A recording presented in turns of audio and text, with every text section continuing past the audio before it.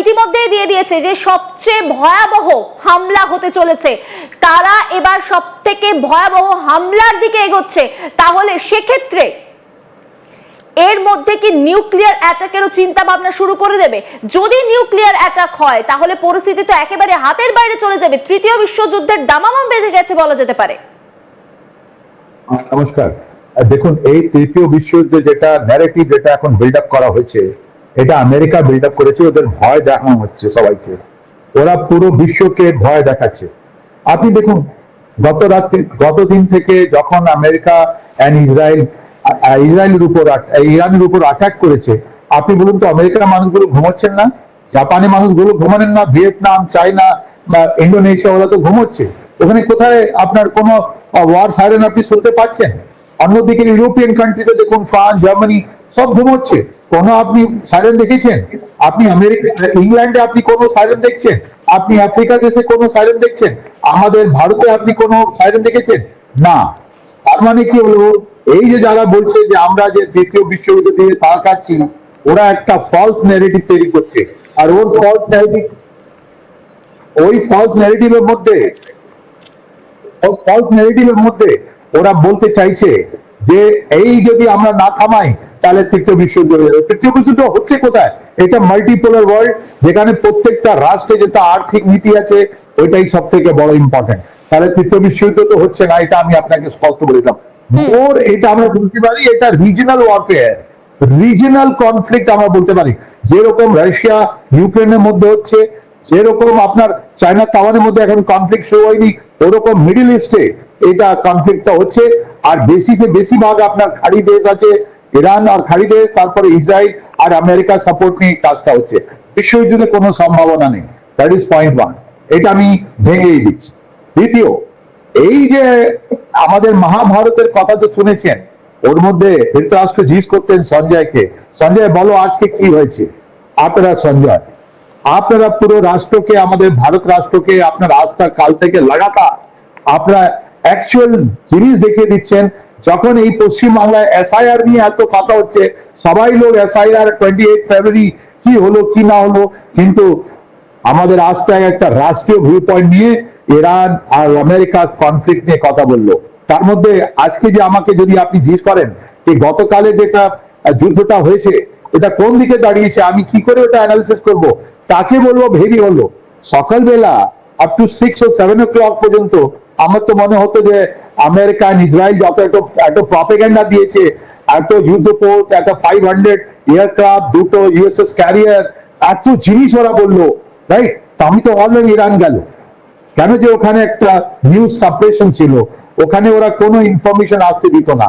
কিন্তু যেটা রিটেলিয়েশন হলো ইরানের, ওই ইরান রিটেলিয়েশন করে দেখিয়ে দিল ईरान झुकेगा नहीं, ईरान कट जाएगा लेकिन झुकेगा नहीं। যেরকম পাকিস্তানি সোলজার গুলো 93,000 16 ডিসেম্বর 1971 নিজের লেজ দেখে আমাদের ইস্ট পাকিস্তান এখন বাংলাদেশ থেকে পালিয়েছিল, ওরকম ইরান নয়। ইরান লড়ছে আর ভালো লড়ছে। এর মধ্যে কতগুলো জিনিস উঠে এসছে, ধাপে ধাপে আমি বলে দিই। প্রথম জিনিসটা যেটা এসছে কি, গতকাল যেটা খামেনিকে যেটা নিউট্রালাইজ করা হলো, ওনাকে এই যুদ্ধক্ষেত্রে যেভাবে মারা হলো, ওর মডেলটা বেরিয়ে এসছে।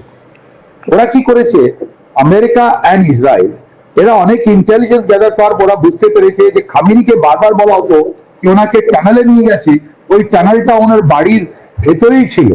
তার মানে উপরে বাড়িতে থাকতেন, ওর একটা ট্র্যাপডোর ছিল, ওখান থেকে নিচে চলে যেতেন। তাই গতকাল সকালবেলা ওরা যখন জানতে পেরেছে খামেনি এখানে আছেন, তাহলে আপনি জানেন সকালবেলা তো সবাই ঘুমিয়ে থাকে, সবাই ভেবেছে রাত্রিবেলা যুদ্ধটা হবে, তা রাত্রিবেলা অপারেশনটা হবে। আমরাও ভেবেছিলাম ওইটাই সেম, রাইট? 28 তারিখে রাত্রিবেলা যুদ্ধ আরম্ভ হবে। টাইমিংটা ডেটটা আমরা জানতাম 28 তারিখে হবে, কোনো প্রবলেম নেই। কিন্তু এই যে টাইমিং, যে সকালবেলা মিড নাইট যেটা রাত্রিবেলা শুরু করলো, সবাই ঘুমিয়েছিলেন। ওরা টমাহক মিসাইলের আগে একটা আপনার বাংকার বাস্টিং যেটা বম আছে, যেটা মাদার অফ অল বম, ওইটা ড্রপ করলো 3খানা। আর আপনি দেখবেন আপনার কাছে যদি ছবি থাকে আপনি দেখিয়ে দিতে পারেন, ওই 3টে বম দিয়ে ওরা কি করলো, ওনার বাড়ি থেকে ঢুকে এই যে যেখানে উনি লুকিয়েছিলেন ওখান পর্যন্ত একটা তিনটে আপনার টানেল তৈরি করে দিল। আর ওই টানেলের মধ্যে যে সবচেয়ে প্রেসিশন আছে, একটা লেজার গাইডেড আপনার যেটা আছে লয়টারিং অ্যামিউনিশন যেটা আছে ওখানে গিয়ে ভিতরে ঢুকলো, আর ওনার সঙ্গে ওনার defence minister, Iranian revolutionary guard commander, ওনার মিলিটারি অ্যাডভাইজার, ওরা মারা গেল। This is a very perfect military plan, এটা খুব সুন্দর মিলিটারি প্ল্যান আমরা এই যে দেখছি। কিন্তু এই যেটা এক্সিকিউট করা হলো এর মধ্যে টেকনোলজিক্যাল ছিল। তাহলে ওরা ভেবেছিল যে খামেনি যাওয়ার পর ইরান যেটা আছে ওদের পলিসি, ওদের বড় লোক, ওদের মাথা যেটা আছে ওইটা শেষ হয়ে যাবে, রাইট? ওরকম কিছু হয়নি। ওর পর ওনার মৃত্যুর পর যেভাবে ইরান রিটেলিয়েট করেছে, খাড়ি দেশকে রিটেলিয়েট করেছে, আপনার তারপর ইসরায়েলের উপর মেরেছে, তারপর ইউএসএস লিঙ্কন উপরে মেরেছে। আমাদের তো একটাই কথা আছে কি অর্ডার কে দিল? যখন খামেনি নেই তাহলে এদেরকে মারলো কে, রাইট? তো এই যে সাকসেশন যেটা প্ল্যান ছিল, খামেনি মরার আগে বলে দিয়েছিলেন যে আমার পর কে হবে। এই যে সাকসেশন প্ল্যান, ওর মধ্যে এত সুন্দরভাবে ট্রানজিশন হয়েছে, এরা ডিসিশন নিচ্ছে, আর এদের ডিসিশন গুলো আরো র্যাডিক্যাল, আরো ভয়ঙ্কর, আরো বোল্ড। আমরা বলি তো বোল্ড পিপল, মানে খামেনি থেকেও বড়, বিকজ খামেনি তো 80+ ছিলেন। যারা এখন এসছে ওদের নাম ডিসক্লোজ করা হচ্ছে না, বিকজ কেউ বলছে একটা কাউন্সিল টেক ওভার করেছে, ওটা ডিফেন্স কাউন্সিল, যার মধ্যে সব ওখানে মৌলানা গুলো আছেন। অন্য কেউ লোক বলছে না ওখানে এনার ছেলেকে বানানো হয়েছে। এখন এটা ক্লিয়ার নেই, এটার ইনফরমেশন যেহেতু ওখানে ইন্টারনেট নেই, সেখানে পাবলিক অ্যানাউন্সমেন্ট নেই, ওখানে আমরা বলতে পারছি না, আমি বলবো না। কিন্তু একটা জিনিস আছে, ওনার সাকসেশন যারা করেছেন ওদের কাছে ব্লু প্রিন্ট রেডি আছে, আর ওই ব্লু প্রিন্টের মধ্যে জবরদস্ত ওদের কাছে কাউন্টার অ্যাটাক প্ল্যান ছিল। তৃতীয়, এই যেভাবে ইরানিয়ান যতগুলো রাডারকে আপনার ওরা জ্যাম করেছিল, আমেরিকা সত্যি জ্যাম করে দিয়েছিল, নাহলে রিয়াকশন হতো। এই জ্যামিং করে দিয়েছিল ওভাবেই ইরান যেটা আছে ইলেকট্রনিক ওয়ারফেয়ার দিয়ে এই যে আমেরিকান যতগুলো রাডার ছিল ওকে জাম করে দিয়েছে, আমেরিকান রাডার কে জাম করে দিয়েছে। আমরা এটা বুঝতে পারলাম বাহরিন থেকে। বাহরিনে যেটা রাডার ছিল ওর রেঞ্জ ছিল 5000 কিলোমিটার। তার মানে রাশিয়া বা চায়না থেকে যদি কোনো মিসাইল, বা নর্থ কোরিয়া অলসো ইনক্লুডেড, যদি কোনো মিসাইল আর নিচে লঞ্চ প্যাড থেকে উপরে যেত, ওই রাডার ঘাট করে ধরে নিত। এত পাওয়ারফুল রাডার আপনার বাহরিনের ফিফথ ফ্লিট ছিল, ওইটা আপনার খুবই অত্যন্ত মানে গুরুত্বপূর্ণ রাডার ছিল। একটা চোখ ছিল আপনার আমেরিকার, ওইটা আপনার ইরান প্রথম অ্যাসল্টে ওকে শেষ করলো।